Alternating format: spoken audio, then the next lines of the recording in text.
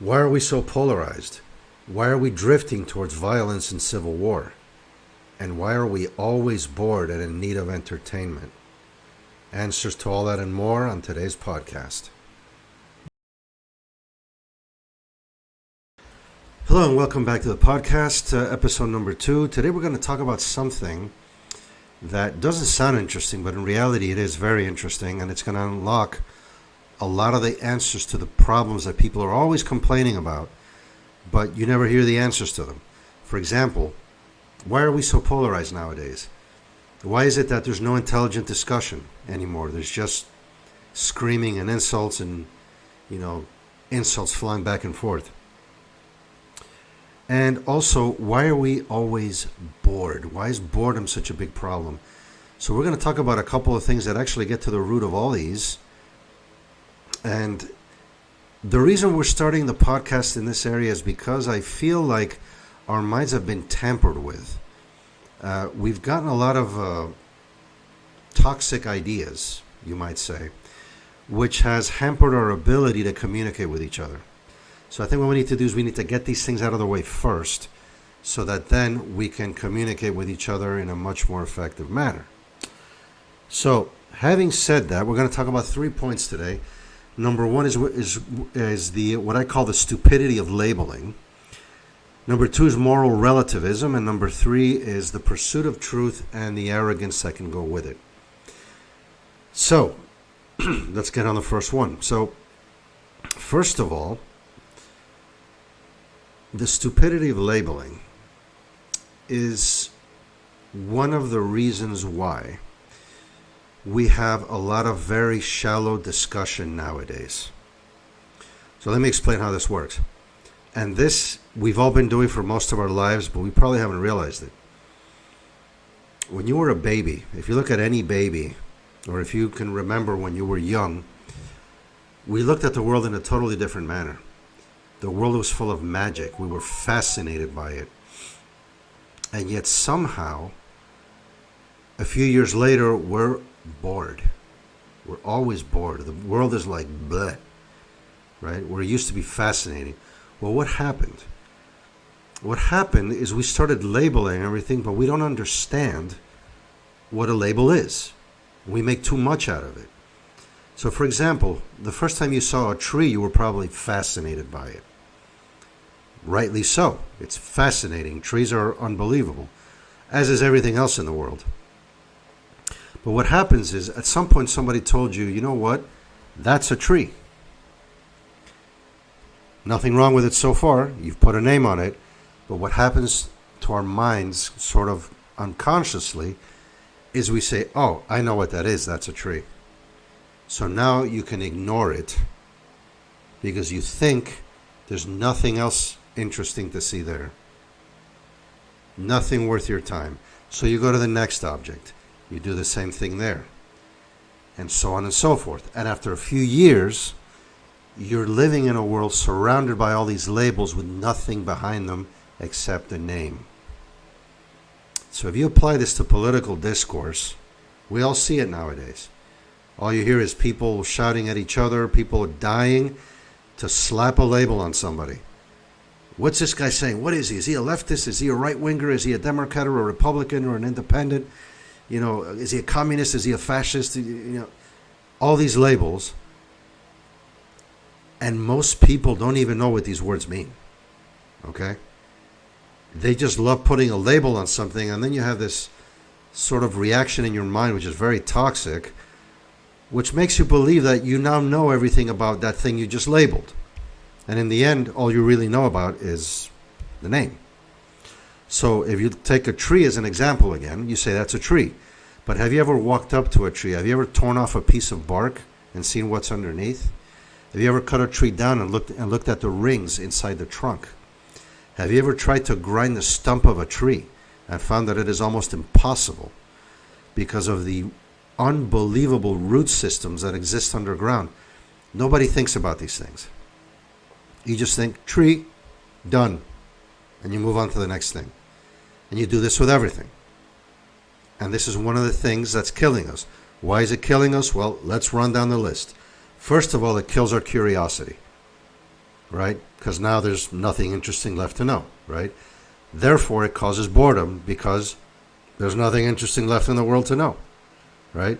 So when we're bored, what do?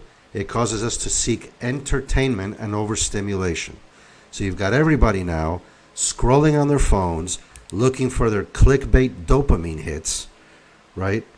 Instead of actually deeply analyzing something, anything, and actually learning something. Now it's all about infotainment, right? Even news has become entertainment. What else does it do to us? It makes us arrogant because we think we know everything when in fact we know nothing. The next thing that happens here with these labels is that it causes a lot of conflict. A label is just a word, and words have different interpretations done by different people. So people start throwing buzzwords at each other. They never delve into what they actually mean. So they never understand each other. And they end up just throwing a bunch of buzzwords and insults around. And they just end up, with conflict and polarizing each other. And nothing ever good happens out of political discourse. So eventually people say, you know what? Don't talk politics with other people. Because it's not worth it. You never get anywhere. Well, I wonder why, right? It's not politics that's bad. It's our attitude. Something that's happened to our brains. To make matters worse, the news and all the media, whatever you want to call them, they keep on inventing new buzzwords, even for things that already have buzzwords. And so now you have redundant buzzwords, and one person uses one, the other person uses the other. It's just unbelievable. For one, I don't understand why people keep inventing words for things that already have a perfectly good English word. But again, just more confusion, more conflict. Finally, you take all of this and you throw internet echo chambers on top of it, and now it's even worse. Because now, not only do you not talk to other people, in a deep fashion to understand them, now you don't even know they exist. Because you're living in a little echo chamber environment where only other people like you attend. So now other people don't even exist. So when you go out into the real world and you find somebody who really thinks different from you, you freak out. Right? And what are people saying now? Those people that don't think like us, they're evil. Right? They don't deserve to live. They don't deserve to be here. What is this? This is shocking. Why is it so shocking? Well, because you're no longer courting any ideas that aren't your own, and you're not thinking deeply about anything. So this is the long list of damages done by this, practice we have of just labeling everything and then thinking we know everything about it. So in short, definitely keep labeling things. You need labels, but just recognize them for what they are. It's just a name. It's just a label. You don't know anything, right? And at the first opportunity, you should delve deeper to understand what it really means. So that's point number one. Point number two is an idea we call moral relativism, which is one of the most destructive ideas ever foisted on any culture, really. In history, any culture that has taken on this idea has done very badly or has been completely destroyed. So what is moral relativism? It's the idea that there is no truth. Everyone has their own truth. So basically, just do whatever you want. There's no need for you to look for anything external. Just live in your own internal world, and that's it. Okay, now, I can't even begin to list the number of things that are wrong with this unbelievably stupid idea. Now, what's the truth? What's the reality that this is obscuring? Truth has two components, right? We have an internal world, which is ours and it's unique to every person, but there's an external world out there that is shared among all of us. This sounds really obvious, and yet the idea of moral relativism ignores that world. Can we really ignore that world? I mean, the fact that I'm speaking to you in English right now basically proves to you that this world exists and is necessary. English is not something I invented. I didn't identify as English or whatever the hell they say these days, I had to learn English. And so did you. And if you haven't learned English, you don't understand a word I'm saying.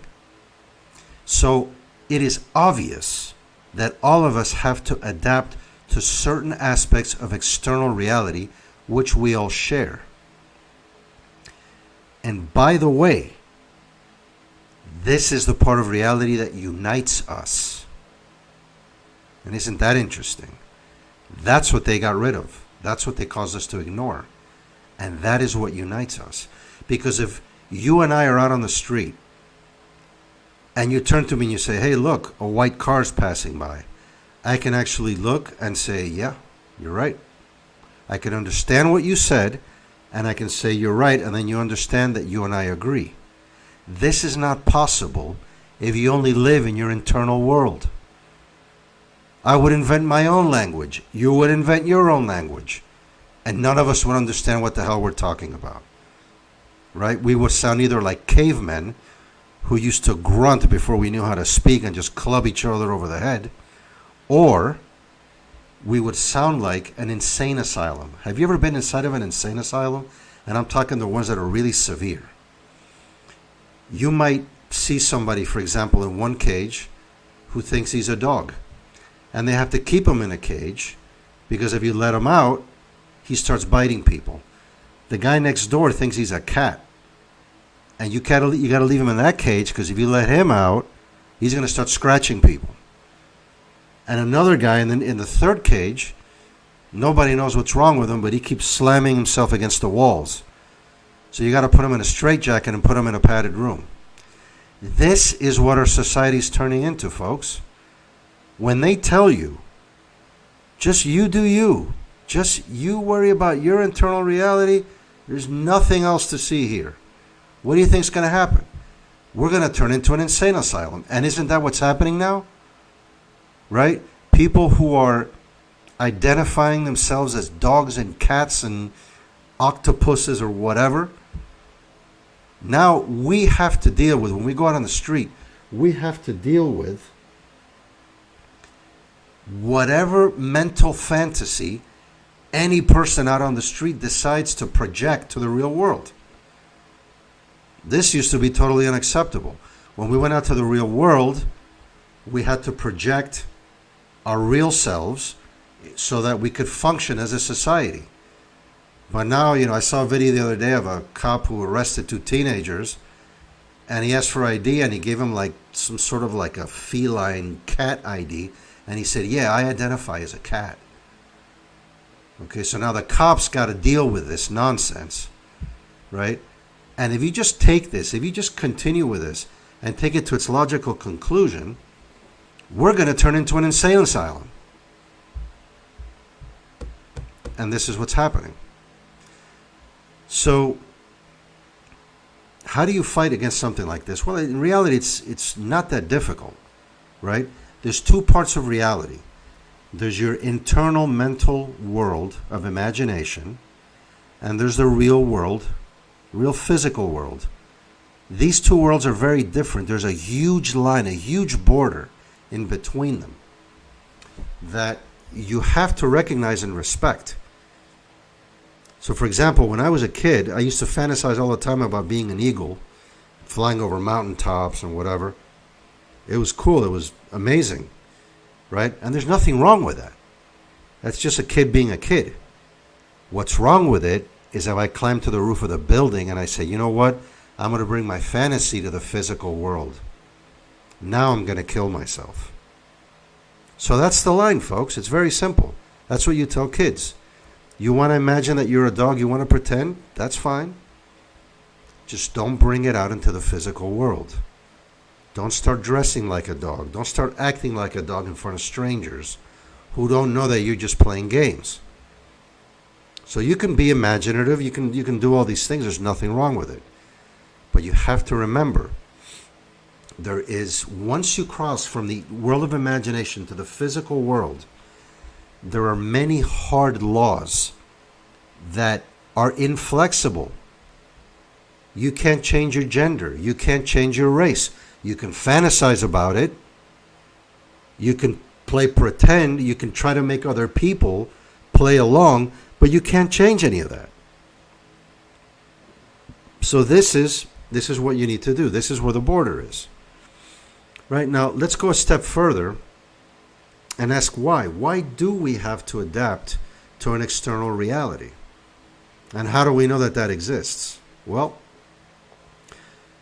one great example was the English language that I just mentioned, right? That's one way you know it exists. But another thing that was taken from us, which is actually critical, is a concept of a creator or a being who is more powerful than we are. And a lot of people might say, oh, yeah, you're a religious fanatic. No, you know what? Let's reason through this for a second, okay? Who among us knows where he was before he was born? Who among us knows how he got here to this life? Who among us knows where he's going after this life with certainty? Who among us wants to die? I'm pretty willing to bet that none of us, right? None of us knows where we came from, where we're going, how we got here. None of us wants to die. And yet, we're all going to die. And someone brought us here. Someone's taking us somewhere else once we're leaving this planet. So folks, guess what? We are not alone here, and we are not the top of the food chain. There are beings, there are things happening above us, beyond us, and we are subject to them. Now, you don't want to recognize this? Don't recognize it. But it's real. What else can you say? I mean, this is reality. And the idea of moral relativism has destroyed all of this. And so now it's no wonder that all of us are living in our own little fantasy world.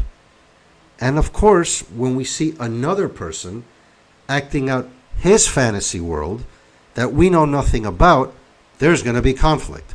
What else do you think there's going to be?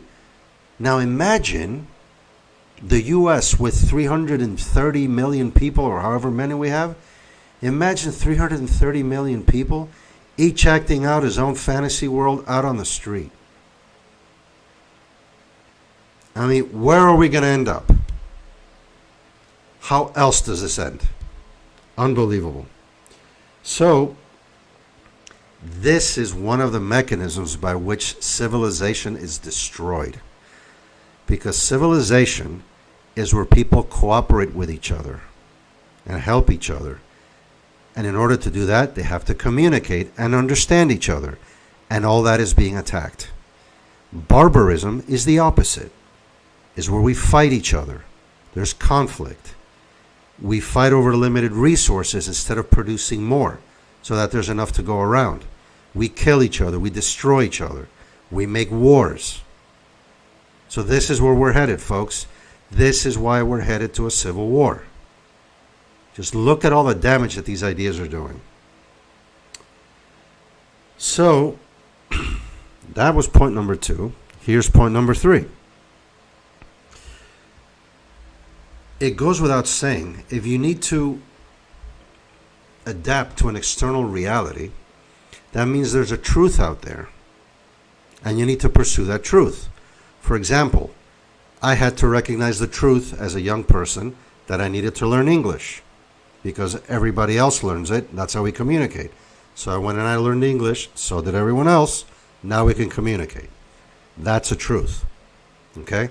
So we're pursuing a truth that is external to ourselves. Okay? So that means that there is an objective truth out there that we all have to pursue. And not only do we have to pursue, it actually unites us. And that's why we have to pursue it. So, what's the next problem that happens when people start pursuing the truth as a virtue? Well, you start getting people who think that they own the truth and that they've got it. Well, guess what, folks? The truth is like it's like perfection. You can pursue it, but you never get it. The reward is in the pursuit itself. If you don't pursue truth, or if you don't pursue perfection, you'll get nowhere.